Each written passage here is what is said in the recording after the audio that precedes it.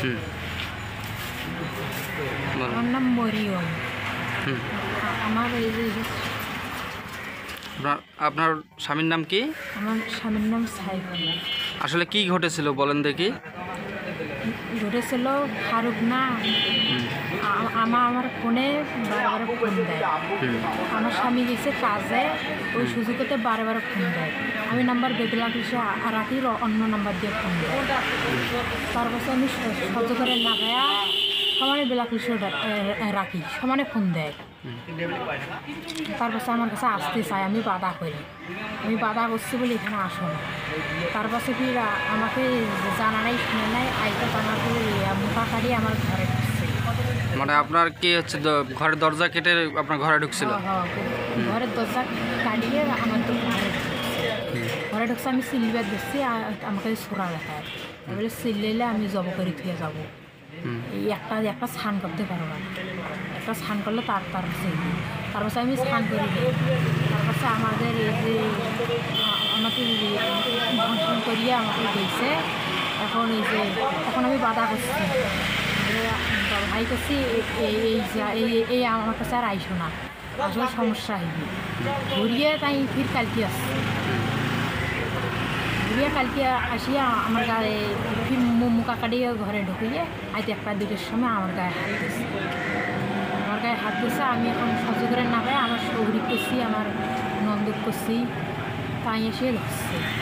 মানে আপনি চিল্লাচিল্লি করেন। গত রাত্রে যে ঘটনা সেটা হচ্ছে, গত রাত্রে আবার সে আসে। এর আগে কয়বার আসছিল? আসছিল, আমি বাধা করছি। এর আগে কি আপনার সঙ্গে শারীরিক সম্পর্ক হয়?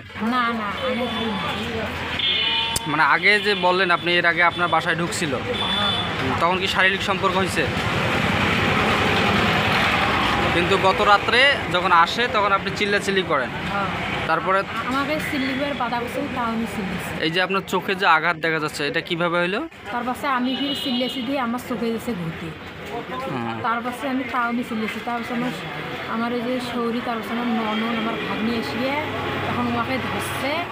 এখন আমার ভাগ্নির নখ মটকে ভাঙছে। তার পাশে আমার ভাগ্নি নঙ্গি টানি ধরছে, এবারে সব কিছু খুলে নিচ্ছে। এখন তাই উলঙ্গই এখন গিয়েছে। এখন আপনি কি চান? বলেন। আমি এখন বিশেষ চাই, এখন আমি ফাঁসি চাই। আমার এখন সংসার আমার এই ধ্বংস করছে। এখন আমার একটা বাচ্চা আছে, এখন কি বাচ্চা আছে। দর্শক, আপনার নামটা কি? আমার নাম মরিয়ম। দর্শক, আমরা কথা বলছিলাম মরিয়ম নামে একজন ভুক্তভোগীর সঙ্গে, যাকে ফারুক নামে তার প্রতিবেশী, তারা সে ধর্ষণের শিকার। এবং গত রাত্রে যে ঘটনাটি ঘটেছে, তার বাসায় আসে ফারুক। তাকে জোরপূর্বে আবারও ধর্ষণের চেষ্টা করলে এলাকাবাসী এবং তার যে বাড়ির লোকজন তাকে আটকের চেষ্টা করে। এক পর্যায়ে সে তার শরীরের সকল কাপড় চোপড় রেখে চলে যায়। এখন ভুক্তভোগী মরিয়ম আক্তার চাচ্ছেন এই ধর্ষণকারী, এই ধর্ষক ফারুকের দৃষ্টান্তমূলক শাস্তি। প্রশাসন এবং সংশ্লিষ্ট কর্তৃপক্ষের আমরা দৃষ্টি আকর্ষণ করতে চাই, পীরগাছায় ইদানিং সময়ে এ ধরনের ঘটনা অহরহ হচ্ছে।